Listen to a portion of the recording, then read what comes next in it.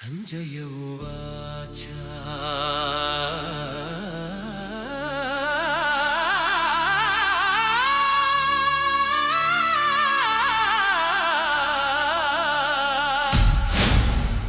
దృష్ట్వా తు పాండవానీకం వ్యూఢం దుర్యోధనస్తదా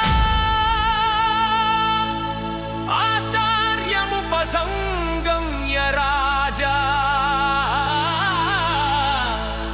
కురుక్షేత్రం ధర్మభూమి. కాని ఆ రోజు అది రక్తంతో నిండబోయే యుద్ధరంగం. ఒకవైపు పాండవులు, మరోవైపు కౌరవులు.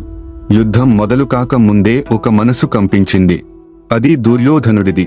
సంజయుడు ధృతరాష్ట్రుడికి యుద్ధభూమిలో ఏమి జరుగుతుందో చెబుతున్నాడు.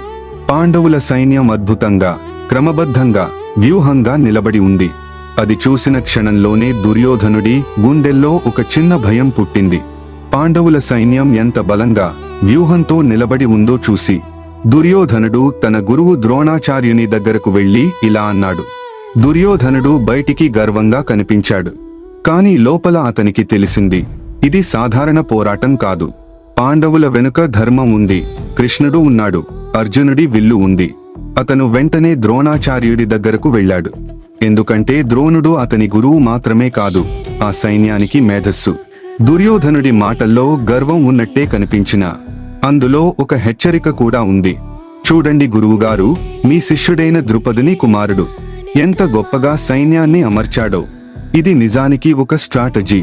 తన సైనికుల ధైర్యం పెంచడం, గురువుకి బాధ్యతను గుర్తు చేయడం, మరియు తన భయాన్ని దాచడం. ఈ ఒక్క శ్లోకం మనకు ఒక పెద్ద సత్యం చెబుతుంది.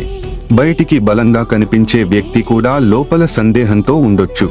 దుర్యోధనుడు రాజు, యోధుడు, అహంకారానికి ప్రతీక. అయినా యుద్ధం మొదలు కాకముందే అతను గురువు దగ్గరకు వెళ్ళాడు. అది అతని బలహీనత కాదు, పరిస్థితి ఎంత తీవ్రమో అతనికి తెలిసిన బుద్ధి. ఇక్కడి నుంచే భగవద్గీత కథ మొదలవుతుంది. ఒక చిన్న భయం, ఒక చిన్న సందేహం తర్వాత ప్రపంచాన్ని మార్చే ఉపదేశానికి దారి తీస్తాయి. యుద్ధం మొదలు కాకముందే మనసుల యుద్ధం మొదలైంది. ఆ యుద్ధం నుంచి పుట్టిందే గీతా జ్ఞానం.